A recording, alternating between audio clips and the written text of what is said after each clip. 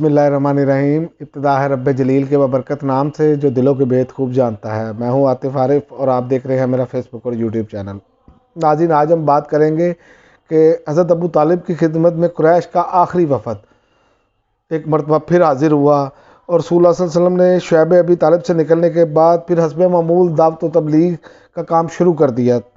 اور اب مشرکین نے اگرچہ بائیکاٹ ختم کر دیا تھا لیکن وہ بھی حسب معمول مسلمانوں پر دباؤ ڈالنے اور اللہ کی راہ سے روکنے کا سلسلہ جاری رکھے ہوئے تھے۔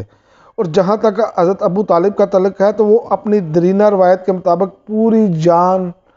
پورے جو آپ کہہ سکتے ہیں کہ ان کے پاس جتنی قوت تھی اس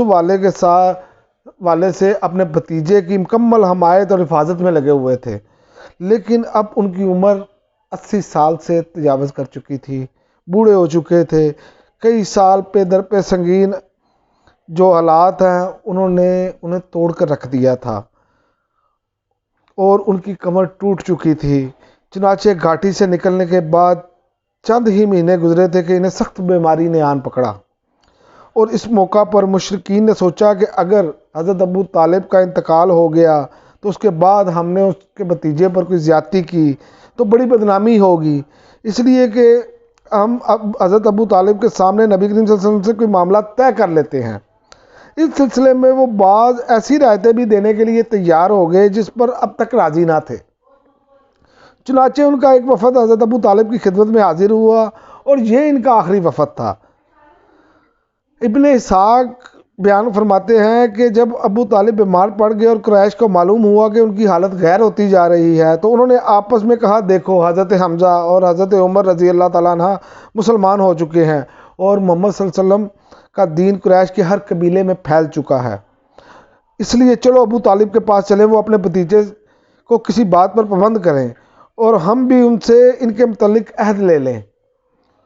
کیونکہ واللہ ہمیں اندیشہ ہے کہ یہ لوگ اس کی وفات کے بعد ہمارے قابو میں نہ رہیں گے۔ اور حضرت ابو طالب کے پاس جب یہ پہنچے اور انہیں کہا کہ ابو طالب، ہمارے درمیان آپ کا جو مرتبہ اور مقام ہے آپ بخوبی جانتے ہیں، آپ جس حالت سے گزر رہے ہیں وہ بھی آپ کے سامنے ہے، ہمیں اندیشہ ہے کہ آپ کے آخری ایام ہیں، ادھر ہمارے اور آپ کے بھتیجے کے درمیان جو چل رہا ہے اس سے بھی آپ واقف ہیں، ہم چاہتے ہیں کہ آپ انہیں بلائیں اور ان کے بارے میں ہم سے کچھ عہد و پیمان لے لیں اور ہمارے بارے میں ان سے عہد و پیمان لے لیں، یعنی ہم سے ان کے ملاقات کروائی جائے اور وہ ہم کو ہمارے دین پر چھوڑ دیں اور ہم ان کو ان کے دین پر چھوڑ دیں۔ اس پر حضرت ابو طالب نے آپ صلی اللہ علیہ وسلم کو بلوا لیا اور آپ تشریف لائے تو کہا، بھتیجے، یہ تمہاری قوم کے معزز لوگ ہیں، تمہارے لیے جمع ہوئے ہیں، یہ چاہتے ہیں کہ تمہیں کچھ عہد و پیمان دے دیں اور تم بھی انہیں کچھ عہد و پیمان دے دو۔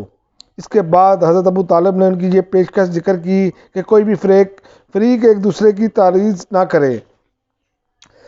جواب میں رسول اللہ صلی اللہ علیہ وسلم نے وفد کو مخاطب کر کے فرمایا کہ آپ لوگ یہ بتائیں، اگر میں ایسی بات پیش کروں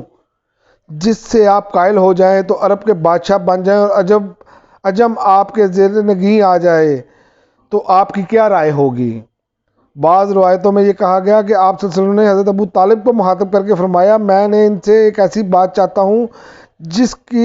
کے یہ قائل ہو جائیں تو عرب ان کے تابع فرمان بن جائیں اور عجم انہیں جزیہ ادا کریں۔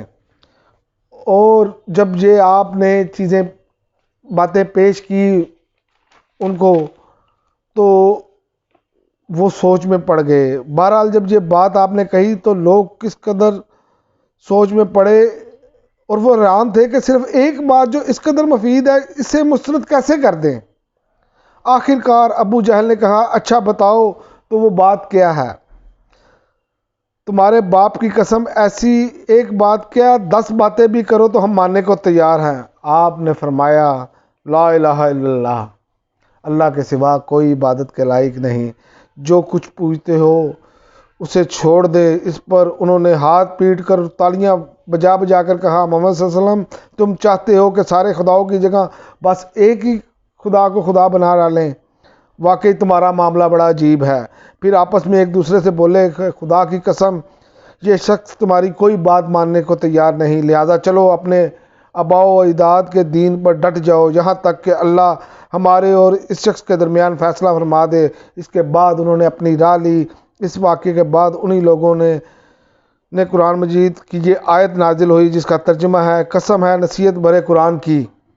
بلکہ جنہوں نے کفر کیا اور ضد میں ہیں، ہم نے کتنی ہی قومیں ان سے پہلے ہلاک کر دی اور وہ چیخے چلائے، لیکن اس وقت